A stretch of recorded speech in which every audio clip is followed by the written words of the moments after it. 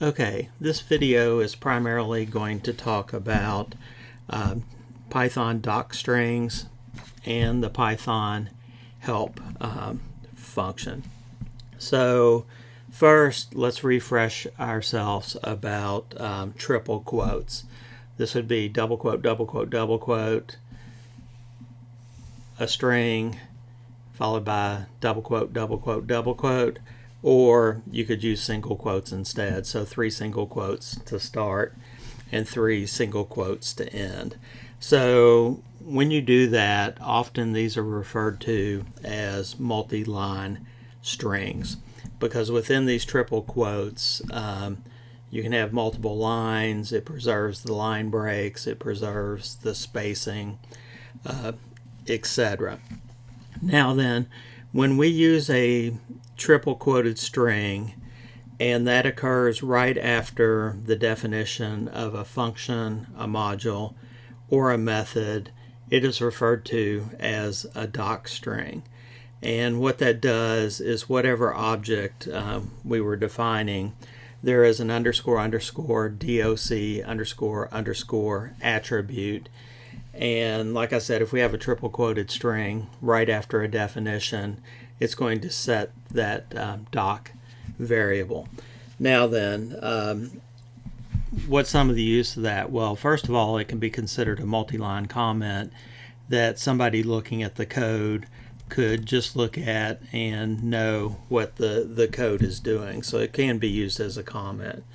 But if we go into, like I'm doing here, into Python, and I've been working with the Roman numeral module for some of my testing, and let's say I wanted some information on that. Well, I can use the built-in help, and normally you may have used this so far to enter the help command and then put some keyword or some built-in function. But what I'm going to do is I'm going to say help Roman, and Roman is the name of a module, like I said, that I've been experimenting with. Now if I go right into Python and do that, it's going to give me an error message saying there's nothing named Roman, or in reality also there's no docstring associated with the Roman module. And the reason for that is I haven't told Python that I'm going to use that module. So if I issue the import command, that loads in the Roman module, which I have installed on this machine. And now if I turn around and say help Roman, it is going to find the docstring and it's going to print out some information. So it's going to make this look like a Unix man page, if you're familiar with that. It'll have a name and a brief description of the module, and then there's a whole bunch of stuff that's kind of unnecessary at this point. But if we go a ways down, it'll talk about the functions that are in this module. There's a from Roman that converts a Roman numeral to an integer. There's to Roman that will convert an integer to a Roman numeral. And then there's a function called parse arguments, or parse args. I would suspect that is an internal function that the module uses to look at and break apart user input. And then under data, it will list out any variables that are defined.